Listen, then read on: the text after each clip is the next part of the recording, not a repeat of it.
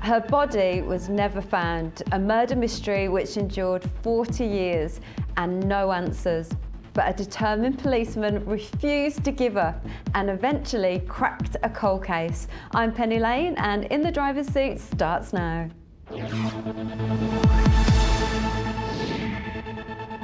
Lynette Dawson was a young mother of two with two little girls when she vanished without a trace in January 1982.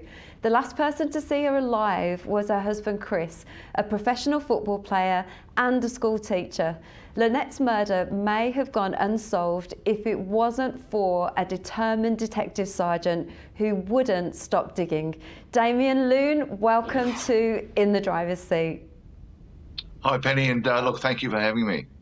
Thanks for coming on. Now, what was it about the Dawson case that got you so caught up so fiercely? Well, I look back at, when I look back at my own family upbringing and my three sisters who've got some beautiful kids, and certainly my mother, I just knew a mother wouldn't leave their children and just walk out on them. So I suspected something sinister happened to her, and the obvious person was her husband.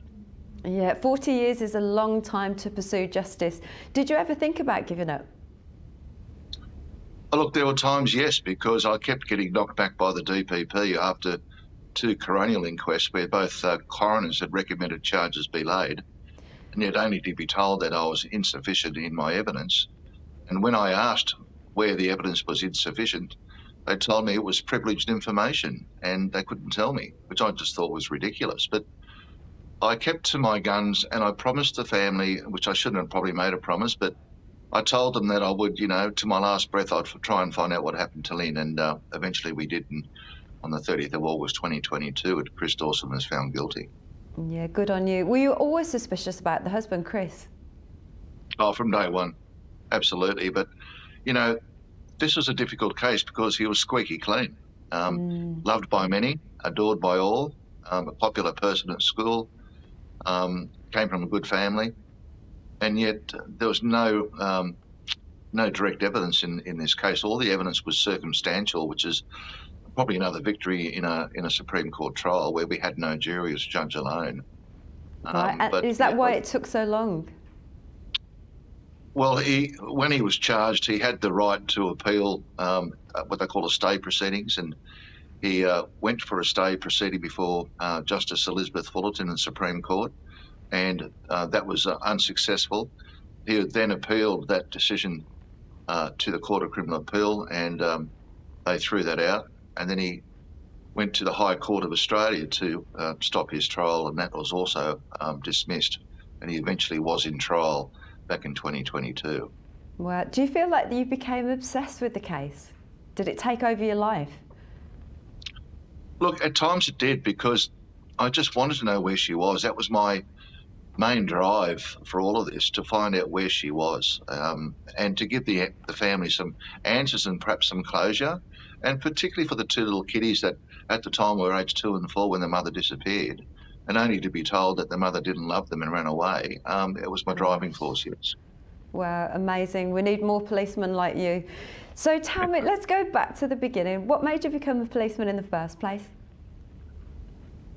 Look, when I was at school, I was always, if I wasn't, captain of the footy team, or, in my outside of school playing footy, or in the scouts, whatever, if I wasn't a leader, and then I just thought it was a natural progression for me to do that. And I always remember my mum saying to me, look, get a good government job, because that's where it's going to, you get a good government job, you've got a job for life. And I just thought that the police force really appealed to me. And I had a couple of mates of mine in the job, and look, they just told me how wonderful it was. And it was a no dummy for me to go forward and join up.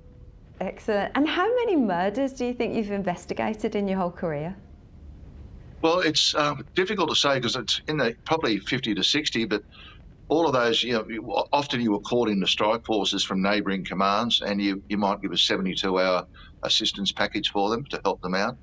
And other ones that you took on yourself. Others were quite simple homicides, where it was basically a smoking gun brief, and you arrested the offender. It hardly made any newspapers or any media, and they went before the court and they were found guilty, and never really talked about. So Yeah. quite a few over the years. 35 years, obviously, there's a lot of homicides. And I was a detective sergeant for over 20 years out of my 35 years. So, I was a senior investigator. So, obviously did a lot. Did a lot. Now, for most people, murder's like a podcast or a TV story, but you actually lived these cases for decades. Did you ever get down seeing the worst in people? Yeah, sometimes yes, I did. And but I always believe that the integrity of your authority is most important to maintain a well-balanced integrity throughout your investigation. And you may think ill of others, but I never let that come across in my records of interview or the way that I dealt with people, because it was unprofessional. And most of the time, I wanted a rapport with the offender, so they would talk to me, and that's where the most important aspects of a good investigator is to be able to have a rapport and let the accused or the person of interest open up to you to talk. And often you'll find out you'll get the clues to solve the crime. Yeah, that must be really difficult trying to gain a rapport with somebody. That's a real skill in itself. Did that take a toll on you? And is that the kind of thing that takes a toll on people in the police force? Yes, well, I was also a police negotiator for 20 odd years out of my 35 at part-time. And that gave me some very good active listening skills. And it does take a toll on you, but you have to understand that you're dealing with the worst people in the society, and you come home to a perfect house. And that was my balance. I had a wonderful home life, a nice house, good friends, and I just thought, well, I've got to go out and do this job for the community to keep them safe, and I'll come home to a nice part of the world when I get home. And that's my that's probably kept me sane over these years, if you can call me sane. Well, I'm sure you are. And it is good to have that balance, isn't it? If you've got such a full-on job and to have that perfect home as well, I'm sure that did keep you sane. Now, a murder it's not just the victims, is it? It has a far-reaching impact. It's not just the victim, it's the killer, the close family members. Who does it affect in the community, would you say? Oh, look, I take it back to the analogy. You go to someone's wedding, a friend, you've been invited because you're a close friend, and there might be 100 guests there who know either the bride or the groom.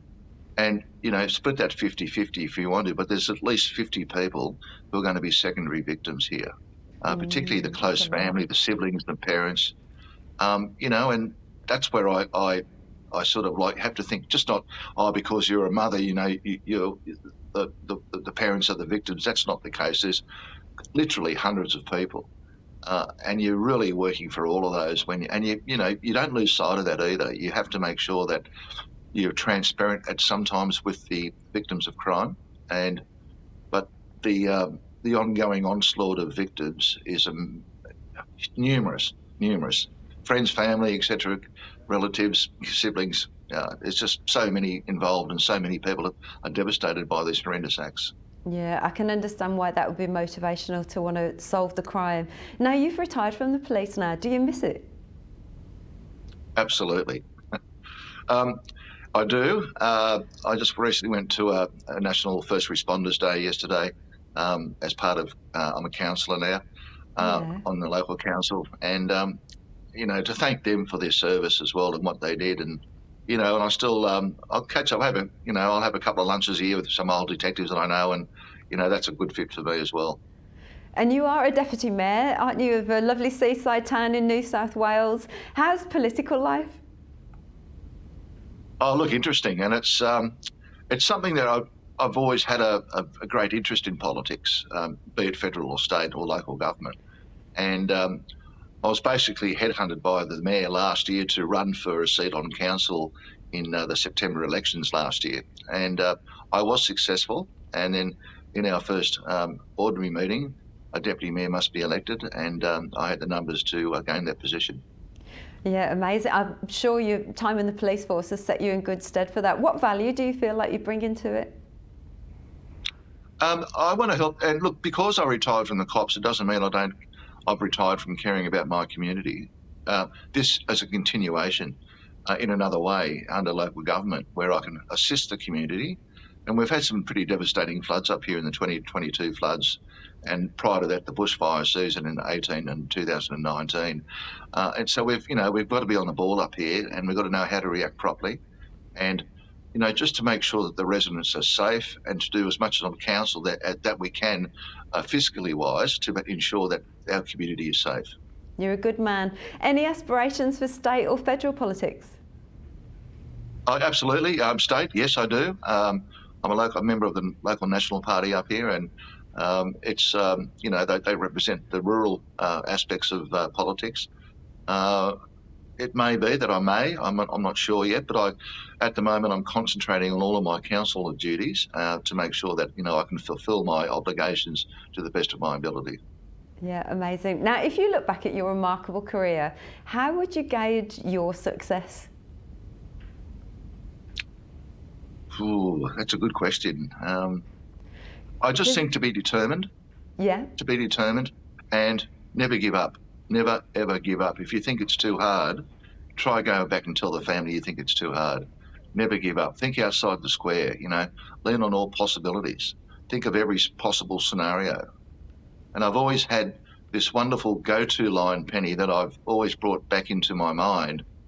And it's a quote saying, if you eliminate the impossible, and whatever remains, however improbable, must be the truth. Wow. And that's my go-to line, yeah. That's very profound. What would you say to anybody that's thinking about joining the police force or making that a career? Oh, look, go for it. It's a wonderful place to work. The people that you work with, your day, you never know what's going to happen from 1 minute to the next. It's that exciting sometimes. And sometimes it's not that exciting either, but, it's a 24-hour service, so you have to do, obviously, night shifts at times. But look, and there's so many possibilities of what different roles you can aspire to be in, like there's crime scene, there's highway patrol, there's the dog squad, there's the riot squad, detectives, etc. Plenty and plenty of jobs out there for those wishing to take up a career in OLI. And now that the government now, the New South Wales Police Force, are paying the recruits. Before they weren't. So whilst they're in training, they are being paid. And the pay is great now for a young cop. No, not when I started, but it is now. Oh, great. Thank you so much for sharing with us, Damien. Sadly, we're out of time, but thank you so much for joining us in the driver's seat. Thank you, Penny. Cheers. In the driver's seat is brought to you by the Perfect Cosmetics Company. This is Ticker, and we'll be right back. You're watching Ticker. We'll have more in just a few minutes.